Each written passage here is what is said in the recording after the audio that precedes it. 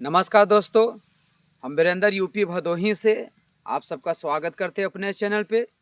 दोस्तों, फिर आप सबके बीच में एक वीडियो लेकर आए हैं। वीडियो कहानी आपको अच्छा लगे तो आप लोग हमारे चैनल को लाइक करिए, सब्सक्राइब करिए और बेल आइकन को दबाइए और हमें सपोर्ट करिए। कहानी ऐसा है कि एक राजा था। और आप समझ सकते हो राजा कैसा होता है। राजा अच्छा होता है, राजा के पास पैसा वैसा सब कुछ होता है और राजा एकदम अच्छा होता है। तो एक दिन क्या हुआ, राजा के पास में भगवान आए तो बोले कि राजा, अब हम तुमको छोड़ के जा रहे हैं, हमारा समय ख़त्म हो गया है, अब हम तुमको छोड़ के जा रहे हैं और तुम्हारे पास अब मुसीबत आने वाला है। तो राजा बोले ठीक है, जाइए। उसके बाद में तब भगवान ने बोला कि राजा, हम तुमको छोड़ के जा रहे हैं और कुछ अगर चाहिए तो आप मांग लो। तो राजा बोले ठीक है, अगर आप देना चाहते हो तो आप यही दे दो कि हमारे घर में सब लोग सुखी से रहे, किसी को कोई दिक्कत परेशानी ना हो।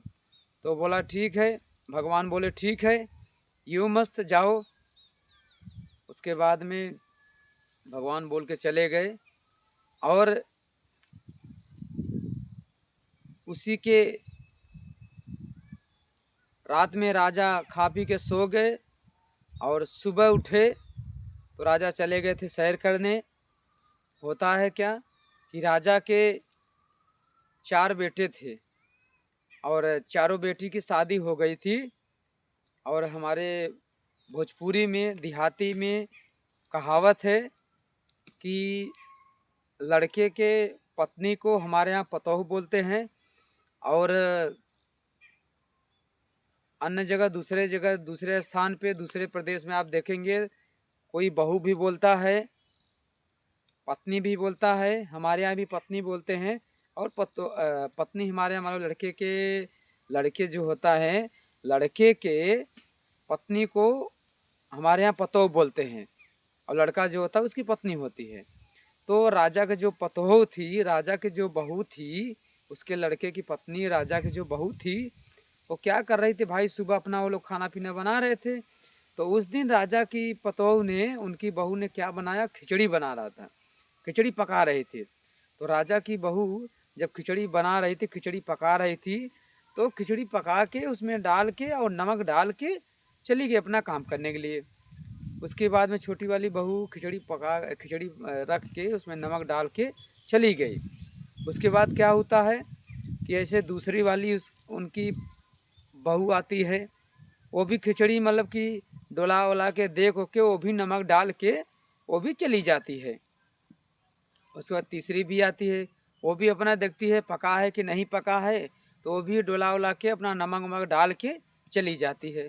फिर ऐसे चौथी भी आती है, देखती वो भी कि देखी कि पक गया है कि नहीं पक गया है, तो वो भी उसको चलाया वलाया, देखा, उसके बाद वो भी नमक डाल के चली गई अपना उसमें। और हुआ क्या, जब खिचड़ी पक गया तो नमक वमक डाल के खिचड़ी पक गया, पक के तैयार हो गया, रख दिए घर में। उसके बाद राजा साहब आए वहाँ से, हैं, वहाँ से घूम के आए तो उसकी उनकी पतोह ने, उनकी बहू ने क्या किया, कटोरी में निकाल के उनको रख दिया और चम्मच दे दिया कि लो राजा साहब, आप क्या करो, खाना खा लो, या पापा आप खाना खा लो। तो राजा साहब बैठे। उसके बाद में राजा साहब जैसे चम्मच उठा, कटोरी उठा के एक ही कवर खाया, एक ही निवाला खाया, इतना नमक उसमें हो गया था जैसे जहर के जैसा हो गया था। लेकिन राजा साहब कुछ बोले नहीं, चुपचाप क्या करे, उस खाने को खा के अपना क्या हुआ, खाना पीना खा के अपना सो गए। उसके बाद में राजा का लड़का आया, वो भी भाई काम करके आया, वो भी आया। तो राजा के लड़की की पत्नी, उनकी बहू, वो भी खाना लेकर आई, अपने पति को दी, तो वो भी खाना लिया और वो भी एक निवाला खाया, एक कवर खाया। तो देखा कि अरे नमक बहुत ज़्यादा, एकदम जहर जैसा है। तब राजा का लड़का बोला कि पापा खाना खाए हैं कि नहीं। तो उसकी पत्नी राजा की बहू बोली कि हाँ पापा तो खाना खा लिए है। उसके बाद में लड़का भी चुपचाप खा के अपना आराम से सो गया। उसके बाद सब घर वाले मिल के अच्छे से सब लोग खाना पीना खाए। सब लोग जब नमक खाए फिर उसके बाद में लड़के उड़के सब खा लिए राजा के चारों। उसके बाद में उसकी पतोह लोग भी, उसकी पत्नी लोग भी, राजा की बहू सब लोग खाने लगे। तो भी जब नमक खाना खाई तो देखिए इतना बहुत ज़्यादा नमक था। तो वो लोग क्या हुआ, वो लोग भी चुपचाप खा के अपना सो गए। उसके बाद सब लोग खा के अच्छे से सो गए। तो हुआ क्या, राजा के पास में भारी जब रात हुआ तो रात में आया राजा के पास मुसीबत आया। बोला राजा साहब आपको प्रणाम करते हैं और राजा साहब हम आपके यहाँ से छोड़ के जा रहे हैं। तो बोला राजा साहब बोले क्यों भाई, क्यों आप छोड़ के जा रहे हैं? बोले राजा साहब आपके घर में जो एकता है, जो प्रेम है और जो संयम है, जो इतने अच्छे से सब लोग रह रहे हैं, हमने पूरी दुनिया में कहीं नहीं देखा है। और इसके वजह से हम मजबूर हैं, हमको जाना पड़ रहा है। तो इस कहानी से दोस्तों आप सबको क्या सीख मिला, आप लोग हमें कमेंट में बताइए। अगर आपको अच्छा लगा हो तो आप हमारे चैनल को लाइक करिए और सब्सक्राइब करिए और ढेर सारा प्यार दुलार दीजिए। इस कहानी का मतलब ये होता है मेरे भाई बहनों कि अगर हमारे घर में चाहे कितनी छोटी से छोटी परेशानी, बड़ी से बड़ी परेशानी आती है, हम लोग क्या करें, लड़ाई ना करें, झगड़ा ना करें, हम लोग किसी को सताएं ना, किसी को परेशान ना करें। हमारे घर में कोई दिक्कत परेशानी समस्या आता है तो हम लोग सब मिल के एक राय हो के उससे बात करें, एक राय में हम लोग सहमत रहे और किसी को कुछ ना बोले और हम लोग मिल के रहेंगे, एकता से रहेंगे तो कुछ भी नहीं रहेगा।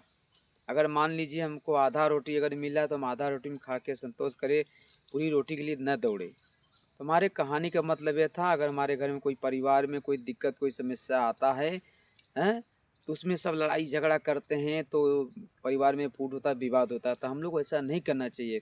अगर कोई दिक्कत परेशानी आता है तो सब लोग बैठ के अच्छे से हम लोग एक राय, सब लोग बैठ के अच्छे से सबकी बात माने, सब लोग अच्छे से रहे। कितनी से बड़ी मुसीबत है वो भी छोड़ के भाग जाएगा।